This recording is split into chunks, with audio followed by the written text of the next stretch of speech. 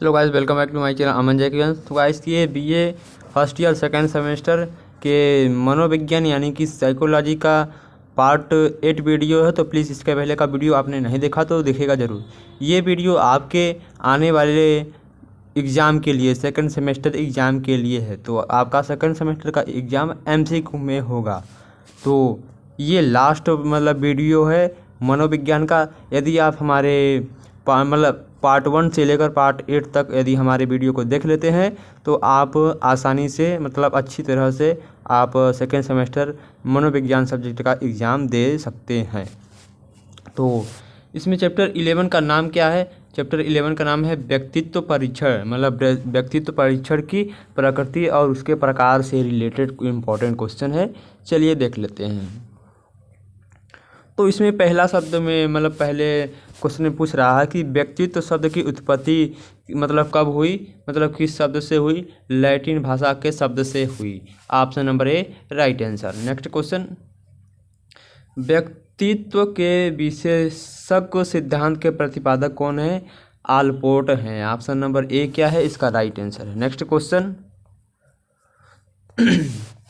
मानव प्रकृति के आधार पर किस विद्वान ने व्यक्तित्व के 3 प्रकार बताए? किसने?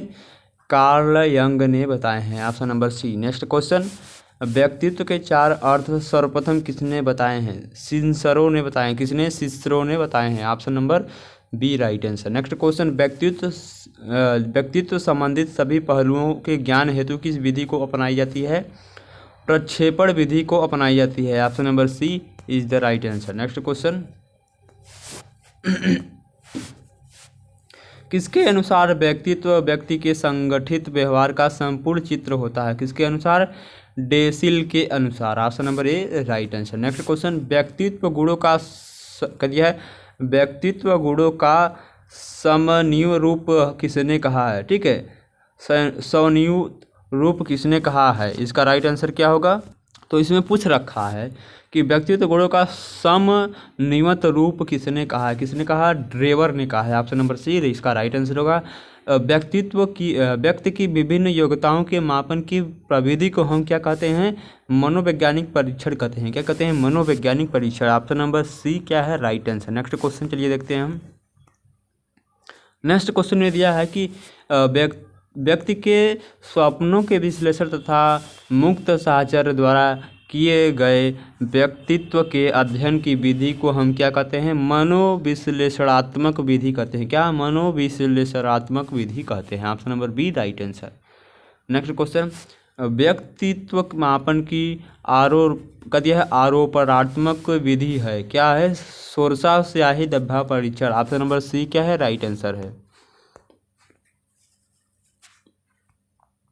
नेक्स्ट क्वेश्चन दिया है, सोरसा परीक्षण मापन करता है। कौन करता है? व्यक्तित्व का करता है। ठीक है, सोरसा परीक्षण मापन क्या करता है? व्यक्तित्व का मापन करता है। ऑप्शन नंबर सी क्या है right answer. Next question, RB Cattell द्वारा विकसित पीएफ प्रश्नावली में प्रयुक्त पीएफ व्यक्तित्व कारकों की संख्या कितनी है? 16 है। ऑप्शन नंबर बी क्या है राइट आंसर है।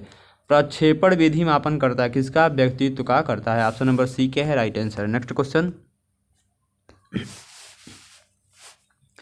व्यक्तिगत गुणों का समन्वित रूप है, यह कथन किसका है? स्किनर का है। ऑप्शन नंबर डी क्या है राइट आंसर। नेक्स्ट क्वेश्चन, निम्न में से कौन सा बहिमुखी का लक्षण नहीं है? कौन है? वह दूसरे लोगों को साथ आनंद का अनुभव करता है। यह क्या है? बहिमुखी का लक्षण नहीं है।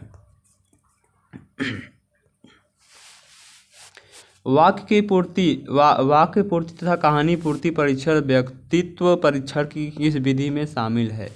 प्रक्षेपी विधि में शामिल है। कौन से विधि में? प्रक्षेपी विधि में शामिल है। ऑप्शन नंबर सी क्या है राइट आंसर। नेक्स्ट क्वेश्चन, अंतमुखी और बहिमुखी समूहों, ठीक है, बहिमुखी समूहों में व्यक्तियों को किसने वर्गीकृत किया? किसने किया है? ऑप्शन नंबर इसका राइट आंसर कौन सा होगा?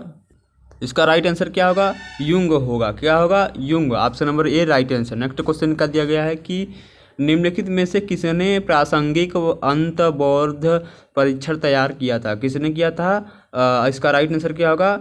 ऑप्शन नंबर कौन सा होगा? Option number C. Option number C में क्या दिया है? मार्गन। क्या दिया है? इसका राइट आंसर क्या होगा? मार्गन तथा मूरे। क्या है? मार्गन तथा मूरे। इसे लिख लीजिए।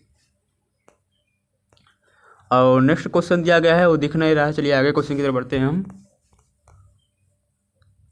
आगे क्वेश्चन में दिया है कि अर्जित निस्सहायता को सेलिगमैन ने ऑप्शन नंबर बी विषाद का एक कारण माना है। ठीक है, विषाद का एक कारण माना है।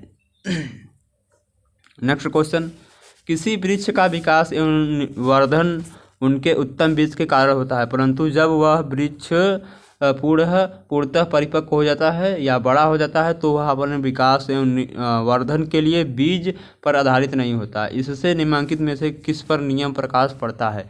ऑप्शन नंबर डी कार्यात्मक स्वायत्तता का नियम। क्या है? कार्यात्मक स्वायत्तता का नियम। Option number D right answer. Next question, व्यक्ति के इतिहास ही स्वयं व्यक्तित्व होता है, इस उक्ति से संबंध निम्न में से किस सिद्धांत है? ठीक है, मतलब किसके सिद्धांत है? मरने का सिद्धांत। किसका है? मर्रे का सिद्धांत। ऑप्शन नंबर बी क्या है? Right answer.